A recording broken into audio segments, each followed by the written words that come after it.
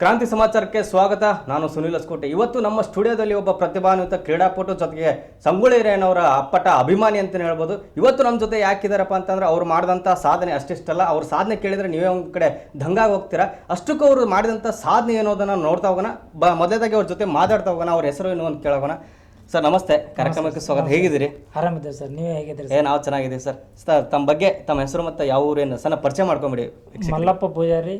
ನಮ್ಮದು ಆ್ಯಕ್ಚುಲಿ ಬಂದು ವಿಜಯಪುರ ಜಿಲ್ಲೆ ಇಂಡಿ ತಾಲೂಕು ನಿಂಬಾಳ ಗ್ರಾಮ. ಸುಮಾರು 15 ವರ್ಷದಿಂದ ಇಲ್ಲೇ ಧಾರವಾಡಲ್ಲೇ ಇದ್ದೇನೆ. ಆಮೇಲೆ ಟಾಟಾ ಮಾರ್ಕೋಪೋಲೋ ಕಂಪ್ನಿಯಲ್ಲಿ ಕೆಲಸ ಮಾಡ್ತಿದ್ದೇನೆ. ಸರ್ ತಾವು ಕೂಡ ಸಂಗೊಳ್ಳಿ ರಾಯಣ್ಣ ಅಪ್ಪಟ ಅಭಿಮಾನಿ ಅಂತ ಕೇಳ್ಬಿಟ್ಟೆ, ಯಾಕಿರ್ಬೋದು ಅಂತ? ಹೌದು ಸರ್, ಸಂಗೊಳ್ಳಿ ರಾಯಣ್ಣ ಅಪ್ಪಟ ಅಭಿಮಾನಿ ಹೌದು ಸರ್.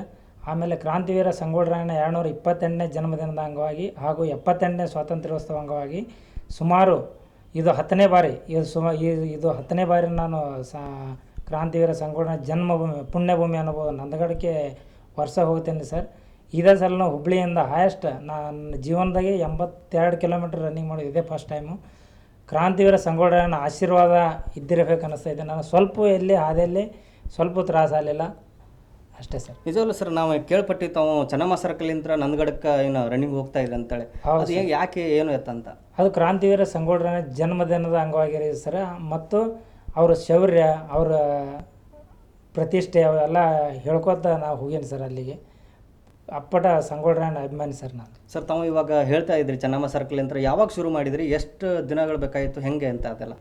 ಆಗಸ್ಟ್ 14ನೇ ತಾರೀಕು ಅವ್ರ ಸಂಗೊಳ್ಳಿ ರಾಯಣ್ಣ ಜನ್ಮದಿನ ಅಂಗವಾಗಿ ರಾತ್ರಿ 12 ಗಂಟೆಯಲ್ಲಿ ಪೂಜೆ ಮಾಡಿ 1 ಗಂಟೆ ರಾಣಿ ಚೆನ್ನಮ್ಮ ಸರ್ಕಲಿಂದ ಸ್ಟಾರ್ಟ್ ಮಾಡಿ ಬೆಳಗ್ಗೆ 10 ಗಂಟೆಗೆ ನಂದಗಡ ಹೋಗ್ಬಿಟ್ರಿ. ಅಂದ್ರೆ ಎಷ್ಟು ಅವರ್ ಬಂತು ಸರ್? 7:30 ಅವರಲ್ಲಿ ಹೋಗ್ಬಿಟ್ಟಿನಿ ಸರ್. ಅಂದ್ರೆ 7 ತಾಸಲ್ಲಿ ನೀವು ನಂದಗಡ 82 ಕಿಲೋಮೀಟರ್ ಕಂಪ್ಲೀಟ್ ಆಗಿದೆ. ನಿಮಗೆಲ್ಲ ಹಿಂದ್ಗಡೆ ಯಾರು ಸಪೋರ್ಟ್ ಮಾಡ್ತಾ ಇದ್ರು ಸರ್ ಇದಕ್ಕೆಲ್ಲ? ಹಿಂದ್ಗಡೆ ಅಂದರೆ ನಮ್ಮ ಹುಡುಗ ಒಬ್ಬ ಇದ್ದೆ ಸರ್, ಆಟೋ ತೊಗೊಂಡು ಬರ್ತಿದ್ದೆ. ಹಂಗೆ ಹೈಡ್ರೇಷನ್ ವಾಟರ್ ಗೀಟ್ರ್ ಕುಡ್ಕೋತ ಹೋಗಿದ್ದೆ ಸರ್. ಎವ್ರಿ 20 ಕಿಲೋಮೀಟರ್ 15 ಕಿಲೋಮೀಟರ್ ಒಂದ್ಸಲ ವಾಟರ್ ಕುಡಿದು ಹೋಗ್ತಿದ್ದೆ ಸರ್. ಅಂದರೆ ಸಂಗೊಳ್ಳಿ ರಾಯಣ್ಣ ಅಭಿಮಾನಿಗಳೆಲ್ಲ ನಿಮಗೆ ಸಪೋರ್ಟ್ ಸಪೋರ್ಟ್ ಮಾಡಿದ್ದಾರೆ ಸರ್, ತುಂಬ ಸಪೋರ್ಟ್ ಮಾಡಿದ್ದಾರೆ.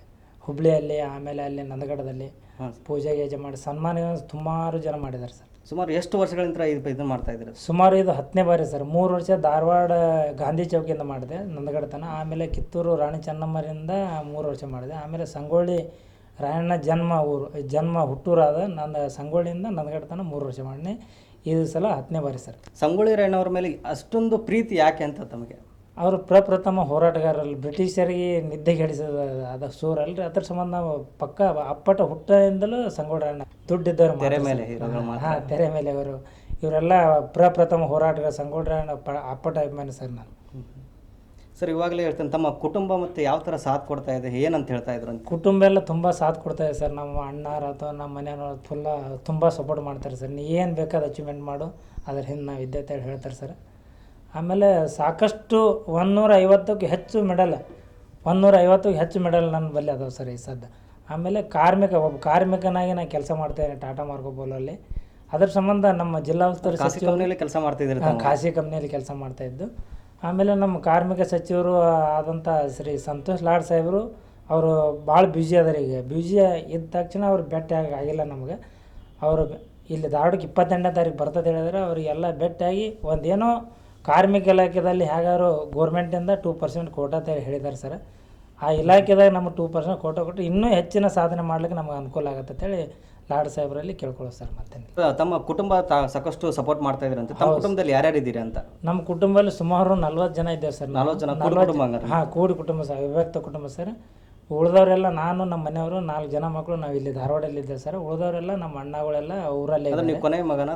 ಕೊನೆ ಮಗ ಸರ್, ನಾನೇ ಕೊನೆ ಮಗ. ಉಳಿದವರೆಲ್ಲ ಅಲ್ಲಿ ಊರಲ್ಲೇ ಒಕ್ಕಲ್ತನ ಮಾಡ್ತಾರೆ ಸರ್.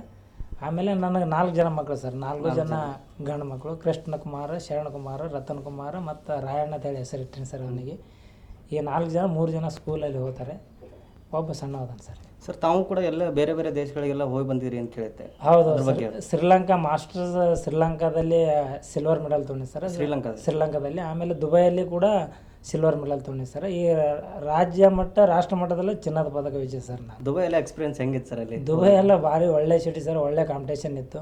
ಒಂಥರ ಎಕ್ಸ್ಪೀರಿಯನ್ಸ್ ಆಗುತ್ತೆ ಸರ್. ಮತ್ತೇನೆಲ್ಲ ಆ ಕಂಟ್ರಿಗೆಲ್ಲ ಹೋಗ್ಬೇಕಾದ್ರೆ.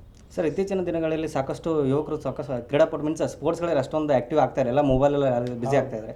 ಏನು ಹೇಳ್ತೀರಾ ಸರ್, ಯಾಕೋ ಸ್ಪೋರ್ಟ್ಸ್ ಕಡಿಮೆ ಆಗ್ತಾ ಇದೆ? ಯಾಕಂದರೆ ಸರ್ ಈಗ ಈಗೇನು ಹುಡುಗರೆಲ್ಲ ಮೊಬೈಲಲ್ಲೇ ಗೇಮ್ ಆಡ್ತಾರೆ ಸರ್. ಗ್ರೌಂಡ್ ಬಂದು ಯಾರೂ ಗೇಮ್ ಆಡೋದಿಲ್ಲ. ಅದು ಬಿಟ್ಟರೆ ಮತ್ತೇನಿಲ್ಲ ಸರ್, ಎಲ್ಲರೂ ಗ್ರೌಂಡಿಗೆ ಬರಬೇಕು. ಆಮೇಲೆ ಮೊಬೈಲ್ ಬಂದ ಮೇಲೆ ಸಾಕಷ್ಟು ಹುಡುಗರೆಲ್ಲ ಹಾಳಾಗಿದ್ದಾರೆ. ಅಷ್ಟು ಹೇಳೋಕ್ಕೆ ಇಷ್ಟಪಡ್ತೀನಿ ಸರ್. ಸರ್ ನೀವು ಹೇಳ್ತಾ ಇದ್ದೀರಿ ಚೆನ್ನಮ್ಮ ಸರ್ಕಲಿಂದ ನಾವು ನಂದಗಡಕ್ಕೆ ಹೋಗ್ತಾ ಇದ್ವಿ, ಸಾಕಷ್ಟು ಜನ ಸಹಾಯ ಮಾಡ್ತಾರೆ. ಎಲ್ಲೋ ಒಂದು ಕಡೆ ನೀವು ಹೋಗುವಂಥ ಸಂದರ್ಭದಲ್ಲಿ ಬೇರೆ ಬೇರೆ ಅಲ್ಲಿ ಹೋಗ್ತಾ ಇರುವಂಥ ಭೇಟಿಯಾದಂಥ ಜನಗಳು ಏನು ಹೇಳ್ತಾ ಇದ್ರು ಅಂತ? ಏನಿಲ್ಲ ಸರ್, ಈ ಥರ ಸಾಧನೆ ಹೇಗೆ ಮಾಡ್ತಾಯಿದ್ರಿ, ಅದ್ರ ಸಂಬಂಧ ಬಂತು ನಿಮಗೆ ಅಂತಂದರೆ ನೀವು ಹೇಗೆ ಕೇಳಿದ್ರಲ್ಲ ಅದೇ ಥರ ಕೇಳ್ತಾರೆ. ನಾ ಪಕ್ಕ ಸಂಗೊಳ್ರಾಯಣ್ಣ ಅಪ್ಪಟ ಅಭಿಮಾನಿ ಸರ್. ಈ ಥರ ಎಲ್ಲ ಮಾಡ್ತೀನಿ, ಈ ಸಲನ ಭಾರಿ ಒಳ್ಳೆಯ ಕೆಲಸ ಮಾಡ್ತಾಯಿದ್ದೆಪ್ಪ, ನಂಬರ್ ತೊಗೊಂಡು ನಿನಗೆ ಏನರ ಸಹಾಯ ಬೇಕಾದ್ರೆ ಕೇಳುತ್ತೇಳಿ ಸುಮಾರು ಜನ ಹೇಳಿದ್ದಾರೆ ಸರ್. ಅದೇ ಉದ್ದಕ್ಕೂ ಸಾಕಷ್ಟು ಸಾಧನೆ ಮಾಡಿದ್ದಾರೆ. ಬಟ್ ಎಲ್ಲ ಸರ್ಕಾರ ಏನಾದರೂ ತಮ್ಮನ್ನು ಗುರುತಿಸುವಂಥ ಪ್ರಯತ್ನ ಮಾಡಿದ್ದಾನೆ ಹೆಂಗಂತ? ಸರ್ಕಾರ ಗುರುತಿಸ್ಬೇಕು ಹೇಳಿ ನಮ್ಮದು ಒಂದೇ ಅಭಿಪ್ರಾಯ ಸರ್. ಯಾಕಂದರೆ ಜಿಲ್ಲಾ ಉಸ್ತುವಾರಿ ಸಚಿವರು ಹಾಗೂ ಕಾರ್ಮಿಕ ಸಚಿವರು ನಮ್ಮ ಸಂತೋಷ್ ಲಾಡ್ ಸರ್ ಅದಾರಲ್ಲ, ಅದ್ರ ಸಂಬಂಧ ನಾನು ಬಡ ಕಾರ್ಮಿಕ, ಅವ್ರ ಇಲಾಖೆದಲ್ಲೇ ಬರ್ತೇನೆ. ನಾನು ಪ್ರೈವೇಟ್ ಕಂಪ್ನಿಯಲ್ಲಿ ಕೆಲಸ ಮಾಡ್ತೀನಿ. ನಮ್ಮ ಸಾಧನೆ ಗುರುತಿಸಿ ಆ ಕಾರ್ಮಿಕ ಇಲಾಖೆದಲ್ಲೇ ಒಂದು ಸರ್ಕಾರಿ ಹುದ್ದೆ ಕೊಟ್ಟರೆ ಇನ್ನೂ ಹೆಚ್ಚಿನ ಸಾಧನೆ ಮಾಡ್ತೀನಿ ಅಂತೇಳಿ ಹೇಳೋಕ್ಕೆ ಇಷ್ಟಪಡ್ತೀನಿ ಸರ್. ಯಾಕಂದರೆ ಲಾಡ್ ಸಾಹೇಬರು ತುಂಬ ಬ್ಯುಸಿ ಇದ್ದಾರೆ, ಅವರು ಸಿಗ್ತಾಯಿಲ್ಲ ನಮಗೆ. ಇಲ್ಲಿ ಧಾರವಾಡಲ್ಲಿ ಸಿಗ್ತಾಯಿಲ್ಲ. ಧಾರವಾಡಲ್ಲಿ 28ನೇ ತಾರೀಕು ಬರ್ತತೆ ಹೇಳಿದ್ದಾರೆ. ಅವ್ರಿಗೆ ಭೇಟಿ ನಮ್ಮದೆಲ್ಲ ಸಹವಿಸ್ತಾರೆ ಹೇಳ್ತೀನಿ ಸರ್. ಅವಾಗ ಏನು ಮಾಡ್ತಾರೆ ಸಾಹೇಬ್ರು ಮಾಡ್ತಾರೆ 100% ಗ್ಯಾರಂಟಿ ಇದೆ ನಮಗೆ.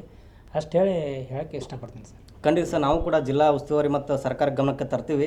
ನಿಮ್ಮಂಥ ಒಂದು ಪ್ರತಿಭಾವಂತ ಯುವಕರು ಮತ್ತು ಸ್ಪೋರ್ಟ್ಸ್ ಮೆನ್ಸ್ ಮುಂದೆ ಬರಬೇಕು, ನಿಮಗೆ ಸಿಗಬೇಕಂತ ಗೌರವ ಸಿಗಬೇಕಂತ ನಾವು ಕೇಳ್ತೀವಿ. ನಮ್ಮ ಸ್ಟುಡಿಯೋಕ್ಕೆ ಬಂದಿದ್ದಕ್ಕೆ ಧನ್ಯವಾದಗಳು. Thank you so much. ನಮಸ್ಕಾರ ಸರ್. ಮತ್ತಷ್ಟು ಸಂದರ್ಶನಕ್ಕಾಗಿ ನೋಡ್ತಾ ಇರಿ ಕ್ರಾಂತಿ ಸಮಾಚಾರ.